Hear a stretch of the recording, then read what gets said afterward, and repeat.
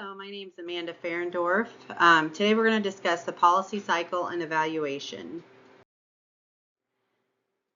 The overview of today's presentation is we'll talk about the history of policy evaluation at the national level, dimensions of policy making, role of ethics in the policy making process, evidence-based policy making, Government Accountability Office, the Congressional Budget Office, and policy evaluation versus program evaluation.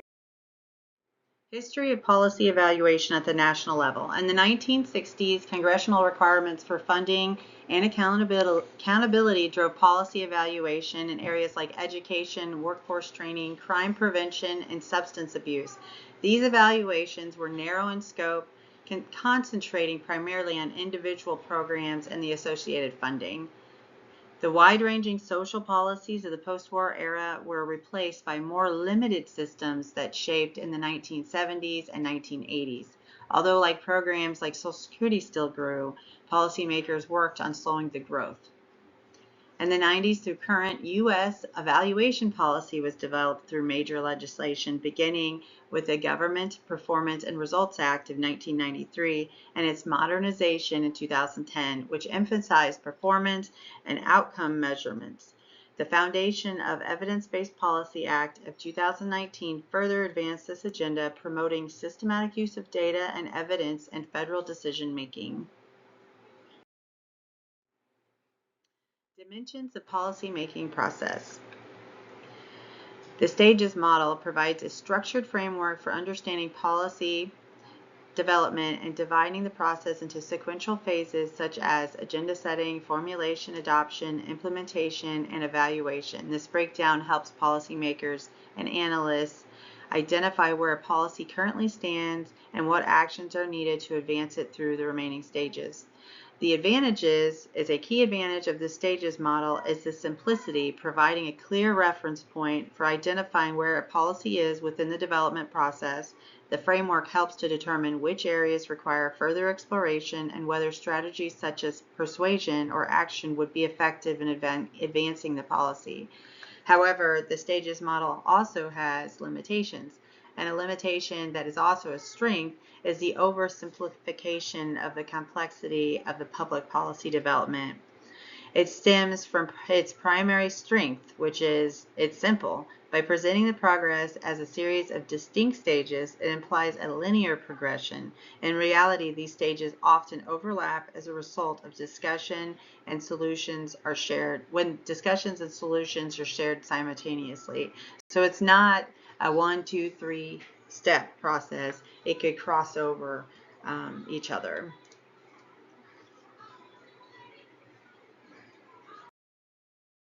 Agenda setting.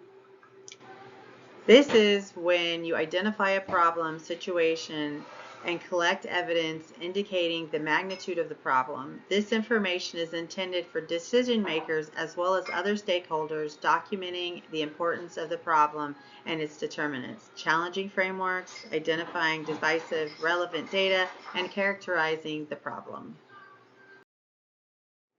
Policy formulation.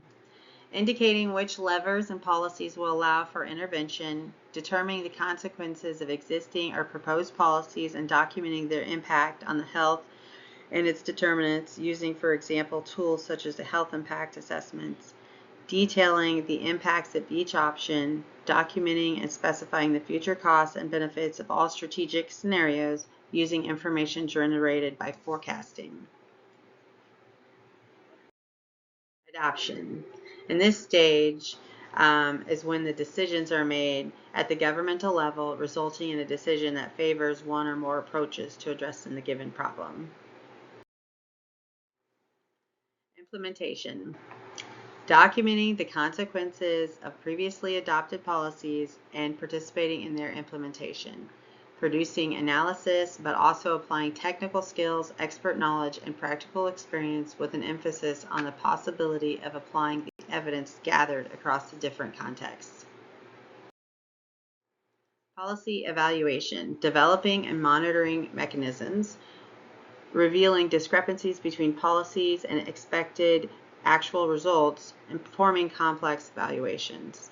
So this is where you determine if there's anything that needs to be changed about the policy and revisited. The role of ethics in policy making. Incorporating ethical considerations into the policy making process is crucial when developing public health policies. However, this additional layer introduces greater complexity to its process. So some of these include fairness and justice, transparency and integrity, Pareto optimality, entitlement, balancing competing values, dealing with uncertainty, managing conflicts of interest, and respecting cultural diversity. Evidence-based policymaking. Evidence-based policymaking is a process of using high-quality information to inform decisions that are made about government policies, including data collection. The collection of high-quality data underpins rigorous evidence. Data analysis. The design and type of analysis depends on the question being asked and the resources available, including timeframes, funding, personnel, specifics, and what is being evaluated and the type of intervention. Evidence use. Policy making can be complex, nonlinear processes. However, policies are enacted may depend on the specific issues, stakeholders, context, constraints, considerations, and politics. The Government Accountability Office. The Government Accountability Office serves as a critical instrument for policy evaluation within the federal system, commonly referred to as the Congressional Watchdog. The GAO operates as an independent, nonpartisan agency that supports Congress by assessing an allocation and the use of public funds. Through rigorous evidence-based analysis, the GAO provides objective information to advance governmental efficiency, promote fiscal responsibility, and to inform legislative oversight. Congressional Budget Office, the CBO.